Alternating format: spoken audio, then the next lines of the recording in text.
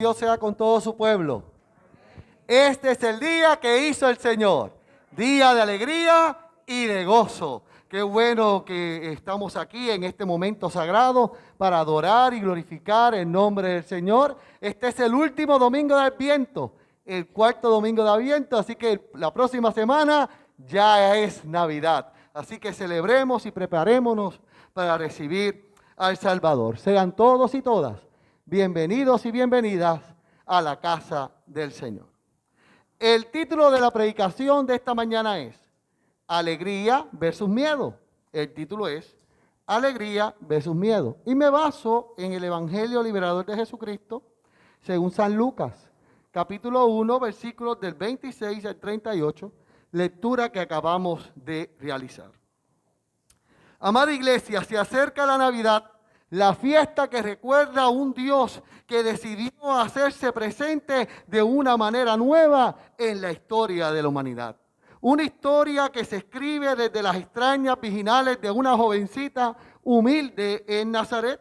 En Adviento tenemos que admirar esa pedagogía de Dios que escoge a las periferias del mundo para iniciar un movimiento de resistencia, un movimiento de creatividad, en síntesis, un movimiento de gracia. Un movimiento que pide a la humanidad vaciarse de sí misma como lo hace María, con humildad y mansedumbre. Vaciarse del poder, vaciarse del orgullo para presentarnos como siervos y siervas del Señor, como lo hizo esta adolescente llamada María. Analice esto, hermanos y hermanas. El Evangelio de Lucas narra el anuncio del nacimiento de Jesús en un estrecho paralelismo con Juan el Bautista. ¿Usted lo notó? ¿Se dio cuenta de eso?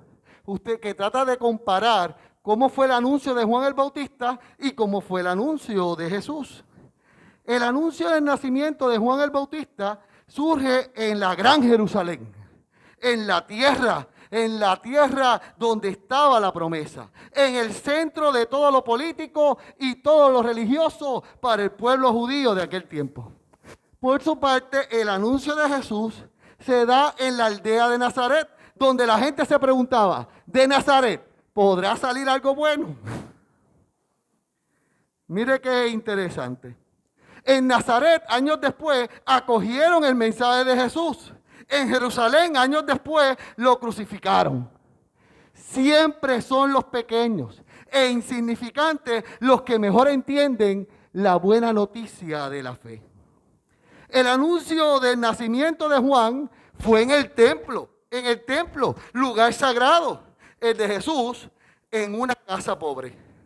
Jesús no se hace presente en los centros religiosos legalistas, sino que se hace presente donde la gente vive, donde la gente trabaja, donde la gente goza, donde la gente sufre por seguir adelante en su vida. Dios se ha hecho carne no para permanecer en los templos, sino para poner su morada entre los seres humanos que necesitan esperanza. El anuncio del nacimiento del Bautista lo escuchó un varón, un sacerdote llamado Zacarías, durante un ritual sagrado. El de Jesús se le hace a María, una joven como de 12 años más o menos. Y en aquella sociedad y en aquel contexto, la mujer no valía ni pa' pool ni pa' banca. Pero para Dios, para ese Dios encarnado, la mujer es instrumento del reino. ¿Está notando los contrastes? Por último, del Bautista se dice que nacerá de Zacarías e Isabel, una pareja estéril bendecida por Dios. Mesías nacerá de María, una joven virgen. El Salvador del mundo no nace como fruto del amor de una pareja, nace como fruto del amor de Dios a toda la humanidad. Jesús no es un regalo navideño que nos hace María y José. Jesús es el verdadero regalo de Navidad que nos hace el mismo Dios. El relato de la anunciación a María es una invitación a despertar en nosotros y en nosotras una actitud nueva, enmarcada en una fe gozosa y confiada en el Señor. Analice las palabras del ángel a María. Vamos a hacer ese ejercicio. Analice esas palabras. El ángel Gabriel dice, lo primero que dice, alégrate. Alégrate es lo primero que María escucha de parte de Dios y debe ser lo primero que escuchemos nosotros y nosotras. Alégrate es la primera palabra de Dios a todas las criaturas. En nuestro tiempo de pandemia, de escasez y de desasosiego, lo primero que se nos pide es no perder la alegría. Porque sin alegría la vida se hace más difícil. Porque sin alegría la vida se hace más dura, aunque estemos rodeados de prosperidad y lucecitas navideñas. El ángel dice, el Señor está contigo. La alegría del Señor no es optimismo forzado, es la alegría interior que nace en quien se enfrenta a la vida con la convicción de que el Dios Trino está con él y con ella. Una alegría que nace de la fe. El ángel dice, no temas. No temas, afirma el ángel. Son muchos los miedos que pueden despertarse en nosotros y nosotras. Le tenemos miedo al futuro, le tenemos miedo a la enfermedad, le tenemos miedo al conflicto, nos da miedo sufrir, sentimos miedo a la soledad, no sentirse amado y amada, miedo a nuestras contradicciones, miedo a nuestras incoherencias. Y el miedo es dañino, porque el miedo ahoga la vida. El miedo nos debilita. Y una fe que nace del miedo es una fe que tambalea. Todos y todas necesitamos confiar. Todos y todas necesitamos luz en nuestro túnel oscuro. Todos y todas necesitamos confiar que si Dios con nosotros, ¿quién contra nosotros? El ángel continúa el diálogo diciendo, has hallado gracia ante Dios. Y estas palabras sí se hacen eco en nuestra vida, pues todos y todas vivimos y morimos sostenidos por la gracia y el amor del Dios Trino, porque la vida es un regalo de Dios. Iglesia, la fe en Dios no es una receta para resolver problemas, pero escuche bien, todo es diferente cuando vivimos buscando a Dios para enfrentar todas las pruebas y dificultades, como lo hizo María. María escuchó en lo íntimo de su corazón para acoger el nacimiento del Hijo de Dios. Todos y todas podemos unirnos a su fe para acoger al Salvador. Y la pregunta teológica profunda y medular que se levanta en esta mañana es, ¿cómo nos preparamos para recibir con gozo al Dios encarnado? ¿Cómo se prepara usted? ¿Cómo me preparo yo? Alégrate, dice el Señor. Alégrate es la primera palabra que se escucha. El que se prepara para vivir una nueva experiencia, vive en la alegría y en la expectación. Hoy en día no sabemos esperar. Hoy en día estamos desesperados. Eso de esperar está en peligro de extinción. Es más, empezamos a celebrar Navidad el 31 de octubre, el día de la Reforma. Cada año es antes. No sabemos esperar. Y en el comercio dice Navidades en septiembre. Vivimos en una sociedad de apuro. Una sociedad que está deprisa. Lo queremos todo enseguida. Y con apuro no se puede identificar nuestras necesidades más profundas. El apuro no es nuestra ayuda. Es nuestra... Sencillamente se nos ha olvidado esperar a Dios. Ya no sabemos cómo encontrar la alegría en esa espera. Porque se nos olvidó esperar. No tengas miedo, qué frase tan importante. No tengas miedo. La alegría es imposible cuando vivimos llenos de miedo. Un miedo que nos amenaza por todas partes. Definitivamente María es ejemplo de alegría, pero hay otra mujer que es ejemplo de tristeza. Mire el contraste. Con el anuncio de María, del ángel, lo que estaba en peligro era su vida. Porque María no estaba casada, estaba desposada, tenía novio de compromiso. Y en aquel tiempo, estar embarazada sin haberse casado era una impureza. Y la pena era apedrearla hasta la muerte. Adulterio. Así que cuando María acepta, está aceptando una condena a muerte. Que depende plenamente de la misericordia de su novio, de José, el desposado. Pero hay otra historia de una mujer que teniendo todo, vivía bajo miedo. María es pobre. Esta mujer que le cuento es rica. María es humilde. Esta mujer es orgullosa. Permítame contarle su historia con un cuentito corto. ¿Puedo? Que más que cuento es una leyenda urbana. Es la historia de Sarah Winchester. Y Sarah Winchester, deje por un momento las páginas de la Biblia en este momento y vaya en una máquina del tiempo a finales del siglo XIX, a Connecticut específicamente. Y en Connecticut Sarah era bien conocida. Ningún evento social estaba completo sin ella. Nadie hacía una fiesta sin invitar a Sarah. Sarah tenía poder, su nombre y su fortuna abrían todas las puertas en los Estados Unidos. Los políticos rogaban por su apoyo. Sarah era rica, Sarah era poderosa y Sarah era miserable. Porque tenía todo y no tenía nada. Sarah era viuda y su hija murió 5 semanas después de nacer. Se quedó sola con su nombre, con su dinero y con su culpa. Un sentimiento de culpa profundo.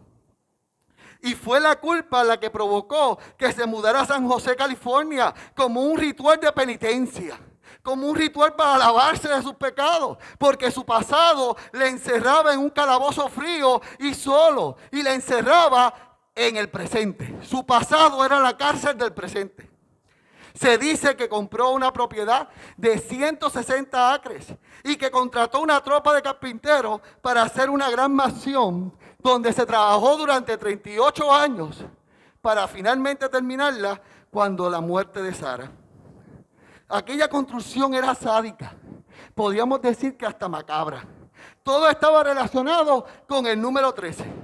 Tenía corredores que no llegaban a ningún lado, puertas que se abrían para encontrarse una pared o un precipicio de 18 metros.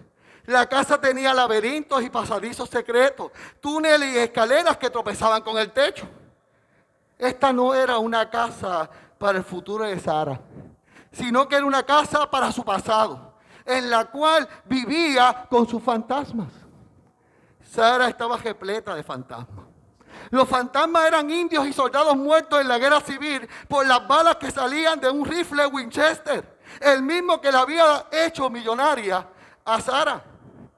Las muertes de esos soldados y de esos indios provocaron el capital de Sarah y eso la llenaba de culpa. Y los fantasmas eran el remordimiento. Pero familia de la fe, para ver el remordimiento no hay que ir a casa de Sarah Winchester. En donde quiera que pisen nuestros pies, podemos encontrar personas presas de la culpa, atormentadas por el fracaso. Nuestras calles están llenas de personas que caminan con la fuerte carga de la frustración y la llevan en la espalda. Y esa frustración hace que arrastren sus pies y que vivan llenos de culpabilidad, de tristeza y de miedo. Familia de la fe, la culpa es asesina. La tristeza es fatal. Y el remordimiento es mortal. ¿Cuántas Sarah Winchester conocemos? ¿Cuántas? A lo mejor nosotros mismos somos una de ellas, atrapadas por los fantasmas del pasado. Quizá la historia de Sarah es nuestra historia, pero dentro de esa historia de penumbra se puede transformar esa historia en una historia de gracia, en una historia de reconciliación, en una historia de sanidad. Hermanos y hermanas, la gracia que reconoce la voz de Dios. La gracia que reconoce la voz de Dios, que cambia historias. Porque en esa voz se encuentra seguridad en medio de la tormenta. Hoy podemos escuchar la historia de Dios extendiendo su mano. La respuesta de la culpabilidad no se encuentra en los fantasmas mentales. La respuesta es llevar a Jesús desde la extraña, como lo llevó María. Tenerlo desde adentro, en nuestro corazón. Fíjense en esto. La primera parte de Dios a sus hijos y a sus hijas, cuando el Salvador se acerca al mundo, la primera frase del Señor es una invitación a la alegría. Y eso fue lo que escuchó María.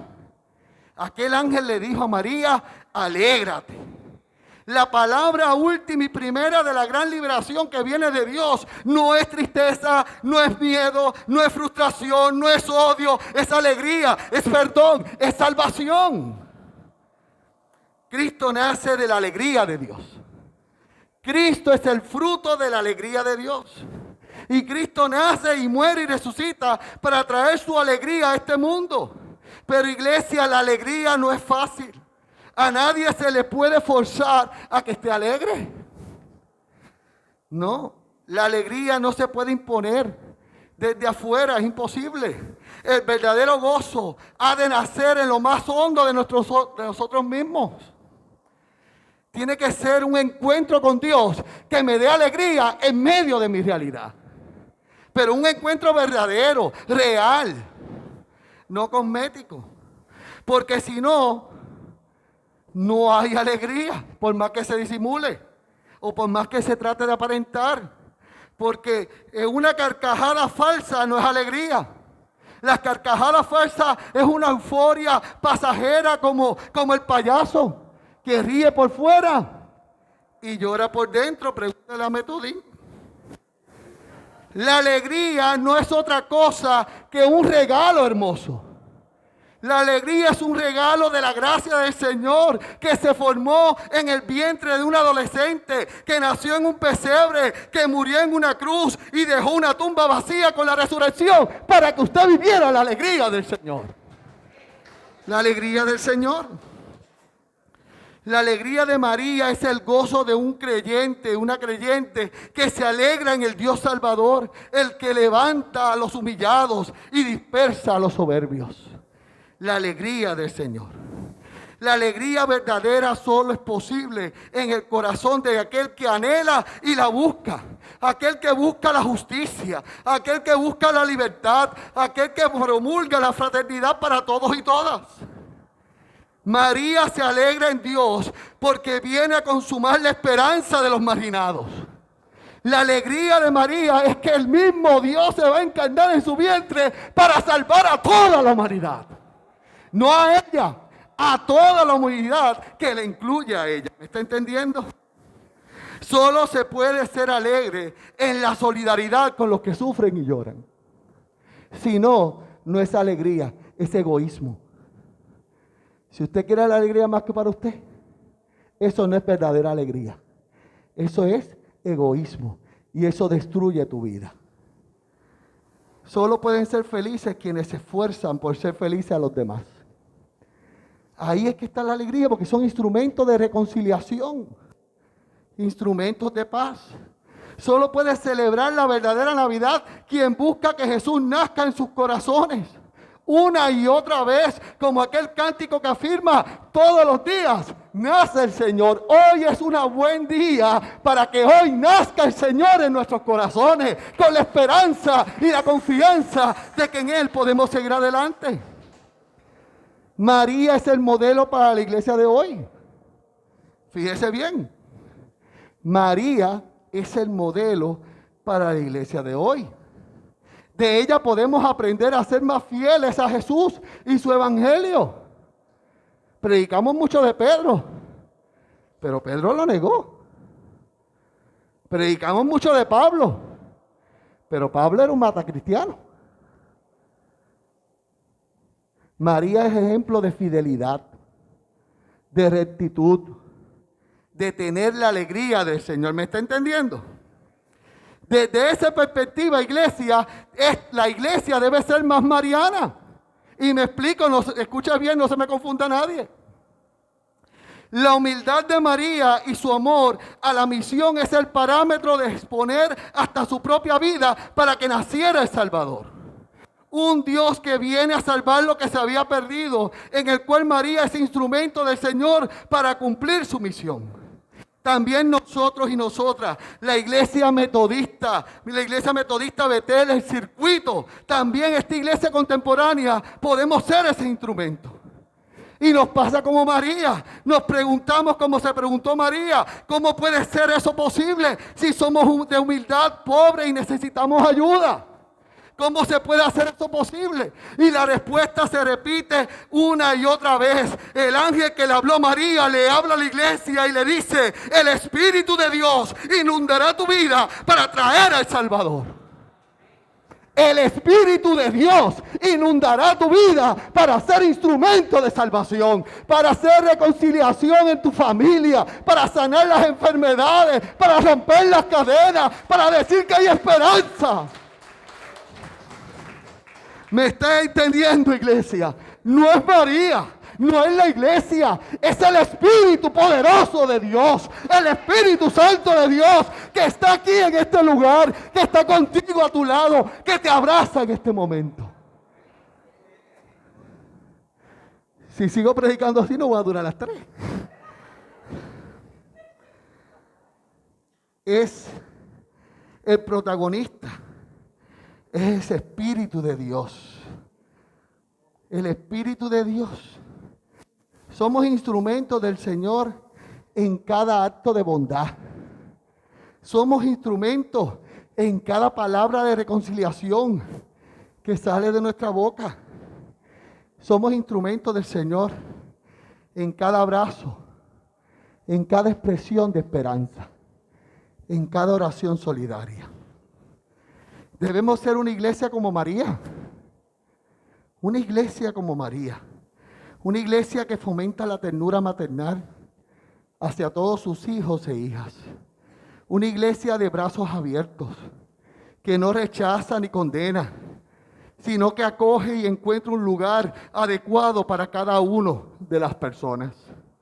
Una iglesia que como María proclama con alegría la grandeza de Dios y su misericordia. Una iglesia que se convierte en signo de esperanza por su capacidad de transmitir vida, que es transmitir a Jesús mismo. Una iglesia que sabe decirle sí a Dios. Sin a Dios, y sabe muy bien a dónde le llevará esa obediencia, pero que sabe que la fe vale la pena. Una iglesia que no tiene las respuestas para todo, pero que busca con confianza el amor de Dios. Una iglesia humilde como María, siempre a la escucha de su Señor, que no regatea el llamado con condiciones, sino que acepta con valor. Una iglesia más preocupada por comunicar el Evangelio de Jesús que por tenerlo todo definido. Una iglesia de Magnificat.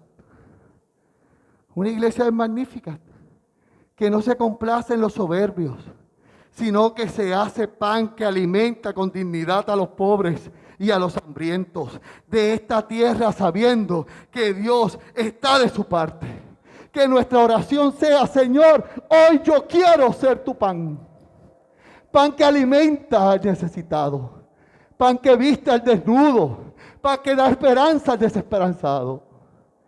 Que seamos el pan de Dios y que Puerto Rico nos coma. Y que Puerto Rico sea transformado por ese Espíritu Santo del Señor. Una iglesia que está atenta al sufrimiento de todo ser humano, sin estereotipos, sin marginación de ninguna clase. Que sabe como María olvidarse de sí misma y marchar deprisa para cumplir la voluntad de Dios y estar cerca de los que necesitan ser ayudados. Una iglesia que reconoce a la mujer y promueve con gozo su dignidad, responsabilidad y creatividad femenina. Una iglesia contemplativa que sabe guardar y meditar en su corazón el misterio del Dios encarnado en Jesús para transmitirlo con la experiencia vivida. Para hacer testimonios, textos vivientes. Una iglesia que cree. Una iglesia que ora, una iglesia que sufre, una iglesia que espera la salvación de Dios, anunciando con humildad la victoria final del amor de Dios. Del amor. Que hoy el Señor nos ayude. Esa iglesia. Dios te bendiga y Dios te guarde.